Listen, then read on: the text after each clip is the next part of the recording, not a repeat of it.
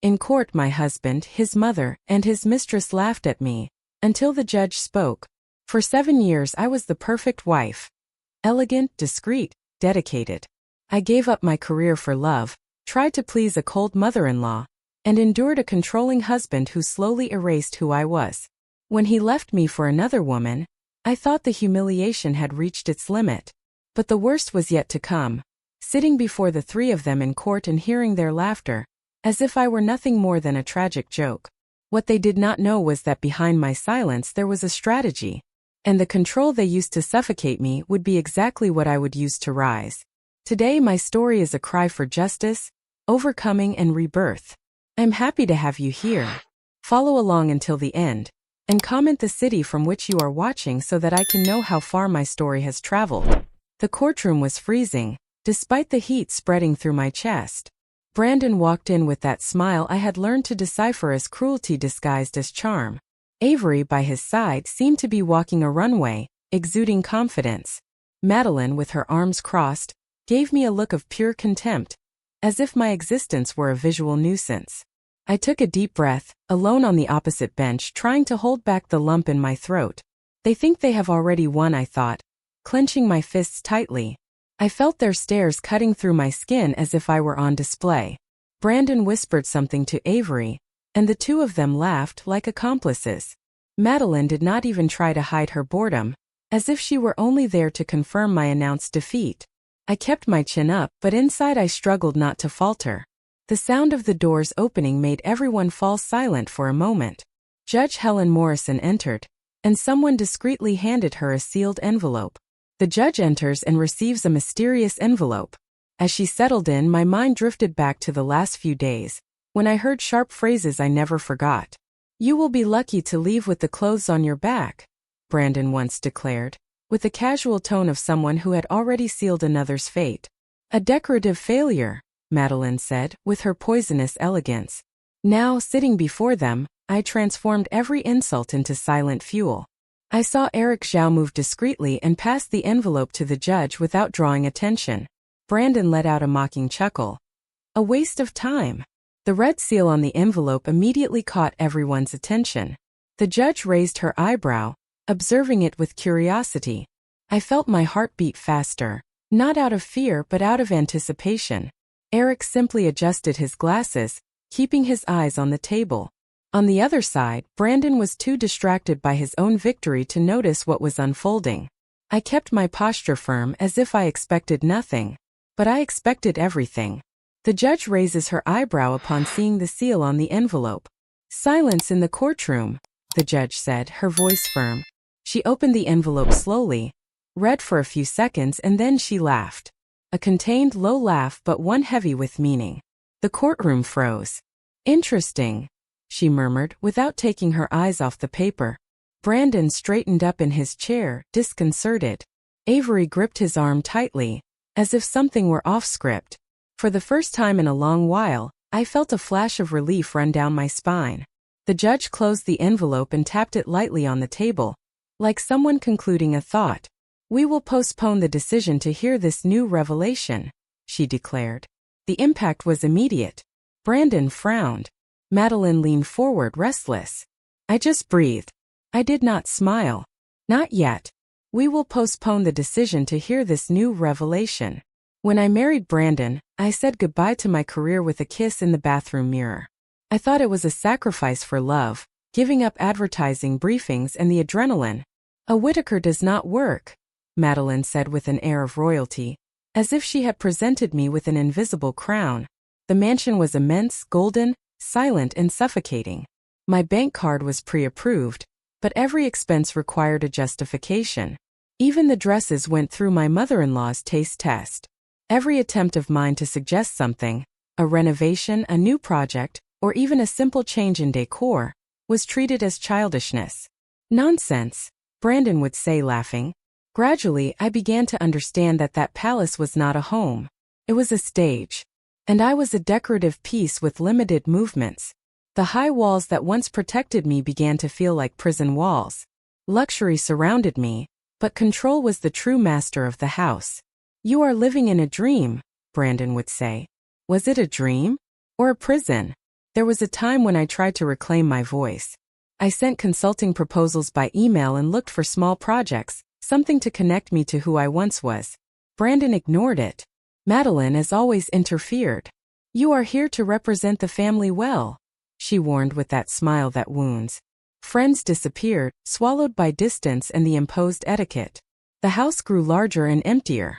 I grew smaller, losing myself in meaningless routines. I began to avoid myself in the mirror. The spark in my eyes went out. The expensive clothes once desired now felt like sad costumes of a character I no longer recognized. My thoughts echoed through the hallways, and the lack of response silenced me even more. That active, creative, bold woman had been erased slowly, with refinement and method. A death without mourning, without blood, without words. How did I lose myself inside my own home? At the company party, the hall was packed with people who called me inspiring, back when I still held the position of the ideal wife. But that night I was just a shadow sitting on the sidelines. Brandon did not introduce me to anyone. He danced with Avery with the naturalness of someone who no longer needs to pretend. The two of them laughed far too close. The loud music did not drown out what I saw in their eyes: complicity. And in Madeline's eyes, approval. Madeline, in fact, seemed proud of the new acquisition. "Avery is our brilliant architect," she announced to a group of investors. I heard that as a sentence. No one bothered to hide it. I was being replaced, removed from the scene with the same coldness one uses to replace old decor. The pain was intense, but something began to move inside me. A recognition. A click. That night I realized it was not contempt. It was a planned expulsion. Madeline called me for tea on the porch as if nothing were happening. The fine porcelain, the floral scent. Everything carefully arranged like a scene in a play. "Have you seen how Avery has been standing out? She has potential, don't you think?"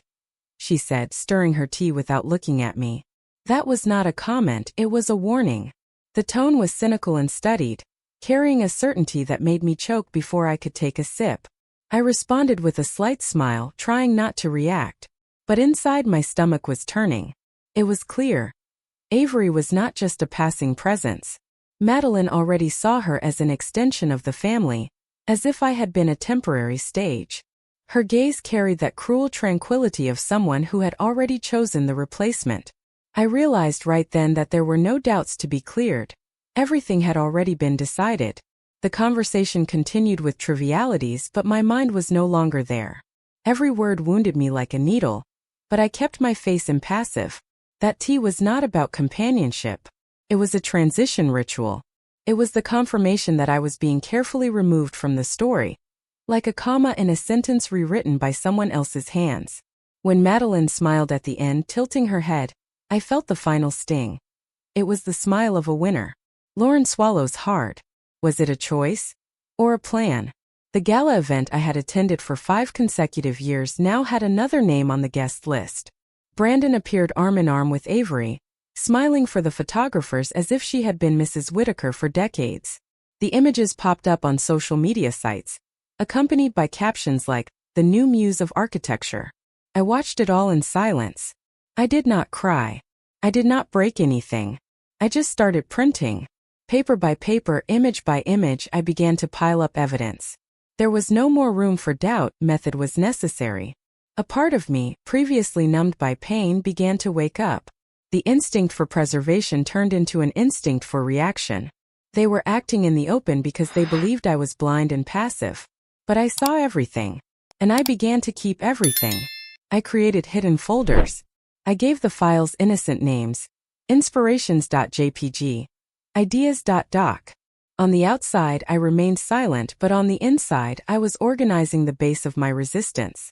That avalanche of humiliations would be reorganized, line by line, as elements of a larger plan. It was not just revenge. It was strategy. They would not know, but every image would be a piece of the puzzle. The first concrete clue appeared by chance one night when Brandon left his office unlocked. The computer was still on and some folders were open. I searched through them quickly, my heart racing. Between reimbursement receipts and cost spreadsheets, I found something strange. Invoices in Avery's name. Furniture, plane tickets, luxury accommodations. All paid for with the Whitaker Enterprises corporate card. The spreadsheet had dates, project codes, and even fake justifications. I noted everything down, taking photos with my phone. I knew I couldn't simply accuse him. I needed to build a timeline. I had to prove there was embezzlement, favoritism, and misuse of funds. It was not just adultery. It was a financial move made in the shadows. And for the first time, I had the light in my hands. I returned to the office several times after that, whenever I could. I discovered that Avery was linked to projects that were never delivered, involving very high values and expired deadlines. I gathered vouchers and printed documents. The weight of the loneliness that had been crushing me until then began to turn into something else. Determination. They thought I was invisible. And because of that, they left tracks. It was not just a betrayal. It was a conspiracy. In the back of the dresser drawer, I found one of Brandon's shirts with lipstick marks. It wasn't mine. Neither was the perfume. On that same day, I saw a booking confirmation, Mr. and Mrs. Whitaker, at a hotel where I had never been. Anger burned, but it didn't make me lose focus. I took a deep breath, closed my laptop, and put on a jacket. That night, I would follow Brandon. Silent. Attentive. I waited in the car at a distance. He left in a hurry, talking on the phone without noticing my presence. The phone's GPS indicated the address, a restaurant he used to say he hated. I followed cautiously, keeping the car 2 blocks away. My heart hammered and my hands sweated on the wheel. But my mind was clear. I needed to see. I needed to know. I could no longer live among suppositions. I parked and saw him entering the place, smiling. A few minutes later, Avery appeared. They hugged at the door. Then the kiss. A public, long kiss full of intimacy. I took the photos. I recorded the video. Kept it all. And then I left without waiting for the main course. A part of me collapsed on that sidewalk, but the other part hardened like stone. Today was the day doubt turned into certainty. I went home without shedding a tear. I went up to the bedroom, locked the door, took out my phone, and began to organize the files. I renamed them, saved them in protected folders, and sent copies to an alternate email. I was creating my own security system. From that moment on, every step would be millimetrically thought out. I could no longer trust anyone, not even myself or my impulses. I wrote small, encrypted reminders. I encoded important dates with names of old songs. I put everything on a flash drive that I hid inside a makeup case. I knew I was entering dark territory, but there was no other way out. I could no longer wait for someone to save me. I was alone, and I needed to learn to fight alone. With time, I developed a sharper eye for patterns and inconsistencies. Every detail mattered. From a deleted message to a forgotten note. I became my own ally, my own protection. The fragile woman had died. What remained now was a silent strategist, ready for anything. From here on, I was playing alone and for my life. I waited for Brandon to board for a conference in San Francisco before I moved. I knew I had a window of 48 hours, maybe less. I entered his office with an old copy of the key. He never knew I kept it. The physical folders were locked, but the computer was not. He relied too much on his own arrogance. When I turned on the screen, I saw notes with passwords stuck under the keyboard. I began to access documents named with technical acronyms. There was a hidden folder called New Holding. Inside it were files with names of companies I had never heard of.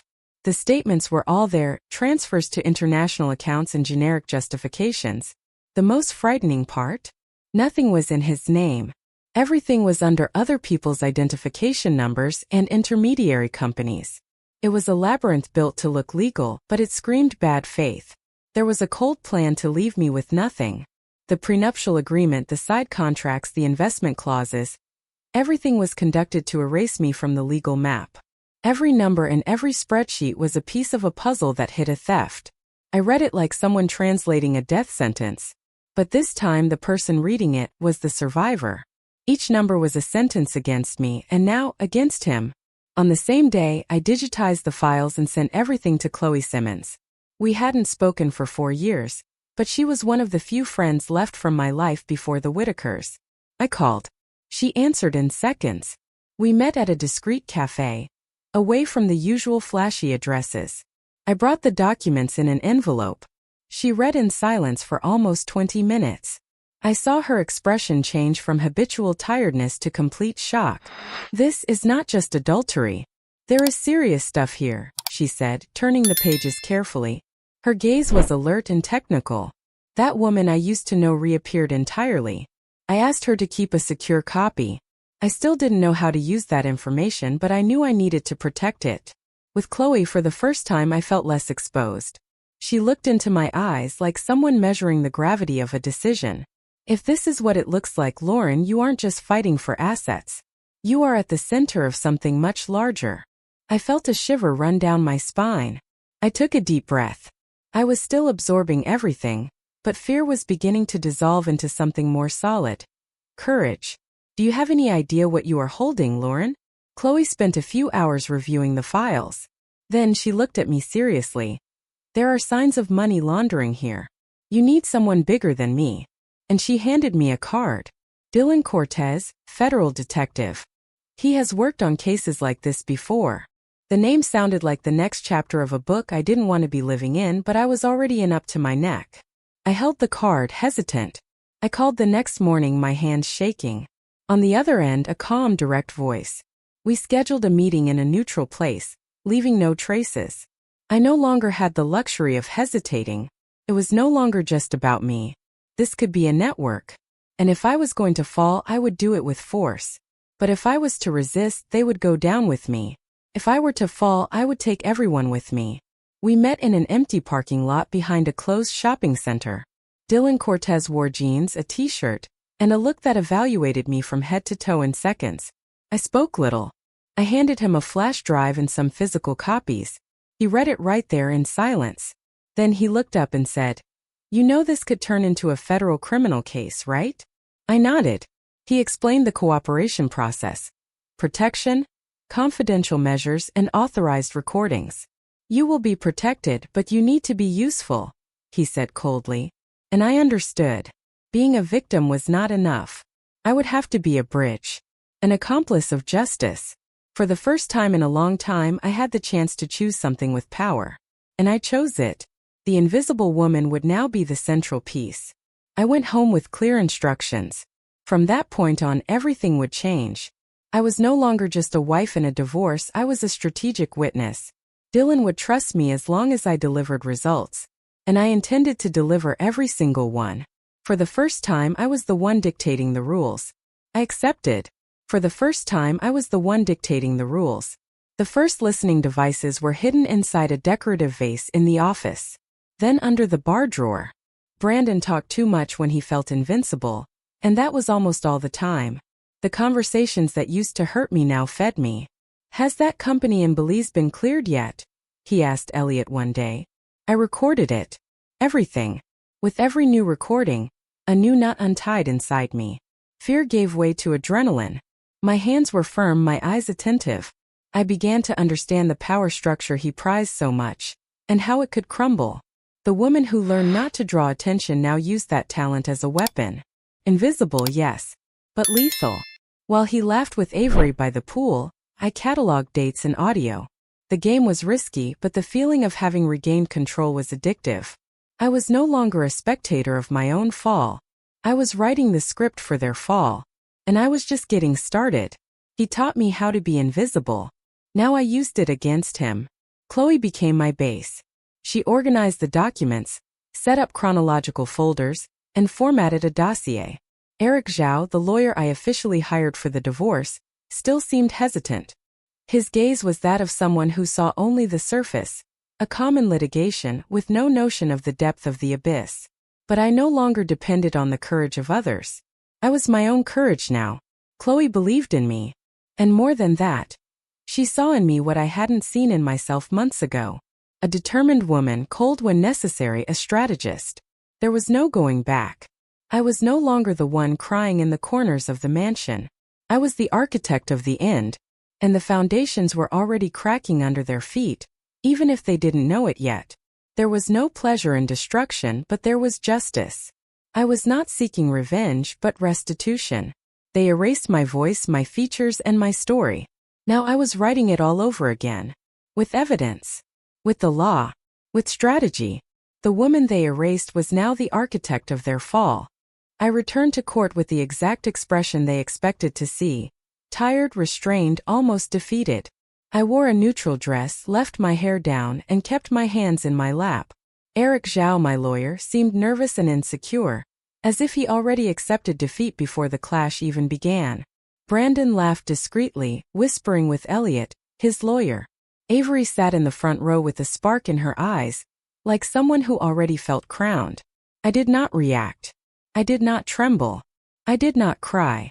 I just watched the play unfold, with all the actors convinced of their roles. They thought they were in a victory performance. But it was a play about a fall.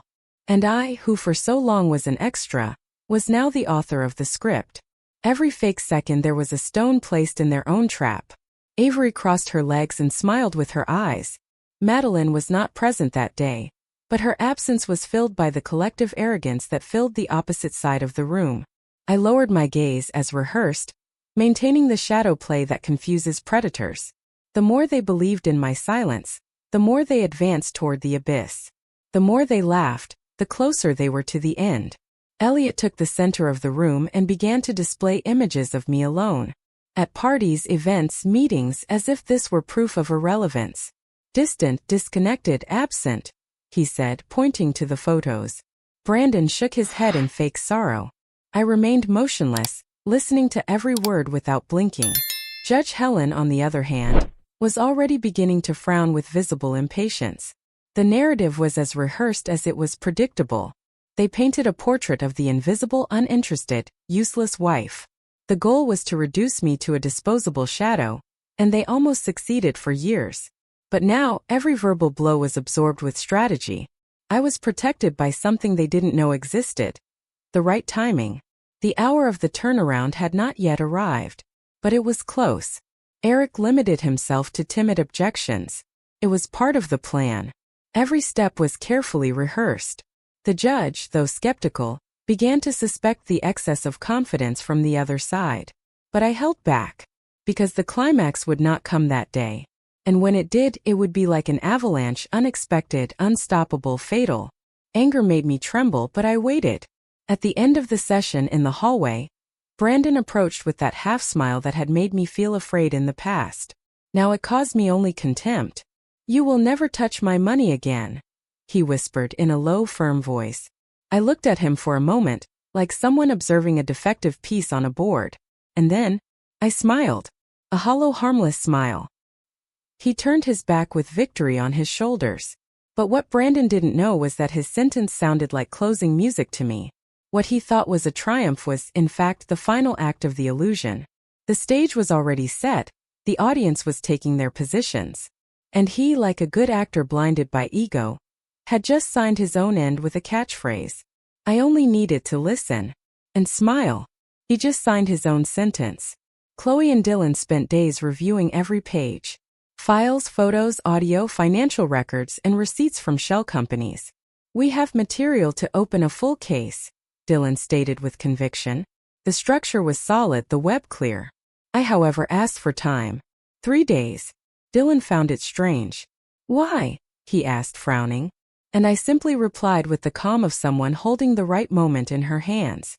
"Because I want to see his expression when he thinks he has won," I said, and Chloe smirked. Those 3 days were not just a postponement. They were the necessary interval so that the final blow would be even more accurate. The time would be used for them to laugh once more, to show off, to exalt themselves. A fall requires height. And they were climbing without parachutes. Every detail was already ready. The sealed folders, the letter written, the documents signed. All that was missing was for the curtain to rise. I slept little, but I slept in peace. Because justice was no longer a dream, it was a construction. And my part was finished. Behind the scenes, I was the director of a play they thought they controlled. And there was no rehearsal for what was coming. "Why?" Dylan asks. "Because I want to see his expression when he thinks he has won." Avery began to get suspicious. She noticed my meeting with Chloe in a discreet cafe and tried to follow me. She had the audacity to stop me in the garage, saying, "You don't look as defeated as you should."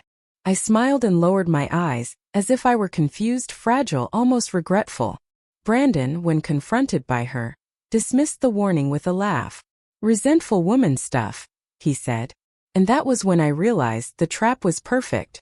Avery still had doubts, but she was too caught up in the spell of power. Brandon underestimated everything that came from me. Chloe guided me. Continue being exactly what they think you are. And that's what I did. I reinforced the image of the defeated, tearful, insecure ex-wife. Behind the scenes, we were already someone else. But on stage, we were dancing shadows in their theater. The illusion was complete.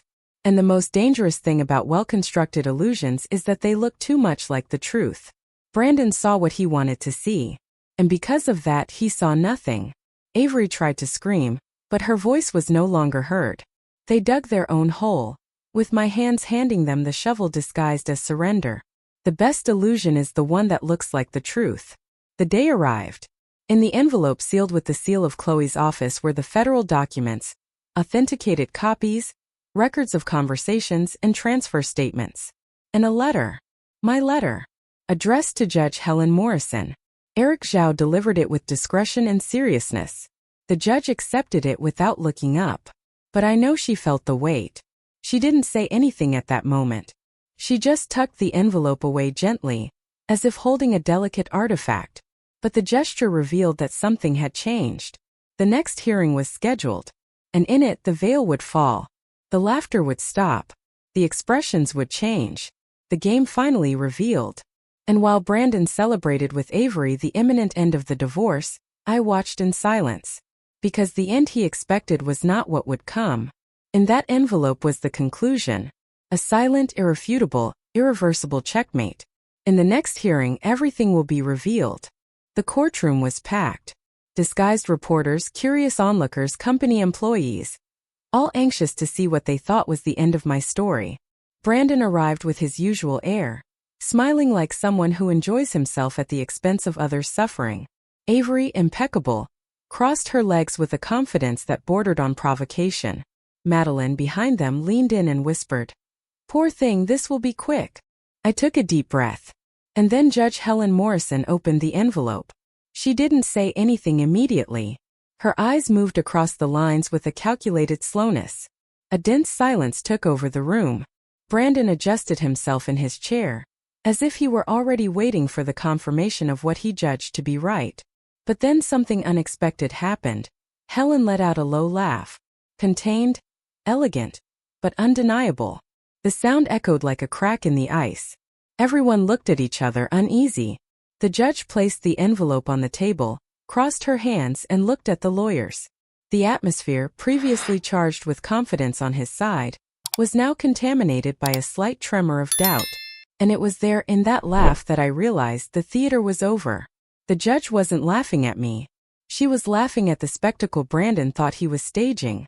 She read in silence and began to laugh. Helen raised her hand, interrupting Brandon's lawyer's speech with a single word. "Enough." Everyone fell silent. She pulled a new paper from inside the envelope and began to read aloud. Mrs. Lauren Whitaker has cooperated with federal authorities since the month of February of this year, providing documents, recordings, and reports on illicit financial movements. The collective breath vanished from the room. Brandon turned pale instantly. Avery gripped her purse tightly, her red lipstick trembling on her lips. Madeline's eyes widened as if she had been hit by an invisible slap. I maintained my posture.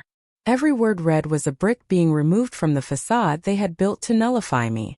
And now that facade was crumbling in front of everyone. No one moved. Even the guards at the door seemed caught in the tension. Helen continued.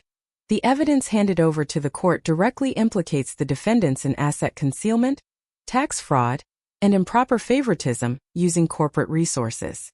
It was no longer a separation process. It was a judgment of everything they built, and that I had uncovered. This was not a divorce. It was a judicial execution. The judge then looked up. Her eyes met mine. For a second there was no sound at all. Only the firmness of the moment that would be eternalized in my memory. "Checkmate," she declared. Brandon tried to protest, standing up. "This is absurd. They forged evidence." Avery began to cry, the tears destroying her mask of superiority. Madeline pushed her chair and stumbled, trying to leave the room. But no one listened to them anymore. The center had shifted. All eyes were on me. The woman's silence for years, was now the vertex of truth. The room was no longer theirs. It was the stage of the end, and the fall finally was public. Irreversible. Immediate confiscation order. The sound of federal agents' boots invaded the room. Brandon was the first to be handcuffed. He shouted, struggled, and said it was all a mistake. But there was no longer any escape. Avery tried to flee, pushing chairs, but she was contained before reaching the door. Madeline revolted, tried to verbally assault the judge, and was removed by security, shouting insults. The press exploded in flashes. I remained motionless. Every click of a camera felt like a seal of justice. The woman who was treated as invisible was now the center of the storm, and not because of scandal but because of truth. Dylan entered discreetly and gave me a subtle nod. Chloe by my side held my hand firmly. I didn't tremble. I didn't smile. I was at peace. What was supposed to be my end was transformed into a beginning. None of that was by chance, nor luck. It was strategy, patience, and resistance. And now, in the face of chaos, I simply watched. Like someone watching the fall of a castle built on lies, knowing that the next stone to be placed would be mine. Only this time with real foundations. It was the end of their empire, and the beginning of mine. The judge resumed speaking with solemnity. Based on the records presented, the proven registrations, and the fundamental cooperation of the petitioner, this court determines the legal transfer of part of the assets and properties to Mrs. Lauren Whitaker. The room fell into total silence. Brandon didn't shout. Avery didn't cry. Only the sound of destiny being sealed remained. Helen looked at me again. Justice is not symbolic. It is concrete. And today that is what we are doing here. I closed my eyes for a second. I felt the weight of the years, the humiliations, the sleepless nights. And I let that weight slide off my shoulders. For the first time in so long, my name was respected. And my future was mine. With this verdict, Helen concluded, I declare this power game closed. The sound of the gavel on the wood echoed like a liberation. The sentence was final. But my story was just beginning. With this verdict, I declare this power game closed. I left the court with Chloe by my side. Reporters surrounded the car, flashes popping, microphones extending. Everyone wanted to know how I felt, and what would come next. But I no longer owed answers to anyone. I looked at the cameras, took a deep breath, and said, now it is my turn to live. Just that. We got into the car. Chloe squeezed my arm with silent pride. Behind us, the screams of the fall still echoed, but they no longer belonged to me. Those voices were screaming from inside the ruins. I was no longer part of that. Through the window, I saw the courthouse fading away, like a bad dream at dawn. The engine started. The future finally was mine. I was not a disposable piece. I was the player. And more than that, the survivor. Months have passed since the last day in court. The world outside that building continued to turn, but my universe for the first time turned with me and not against me. I replaced the expensive rugs with real hardwood floors. The mansion became a headline and then a ruin. I didn't want to go back. I sold my share.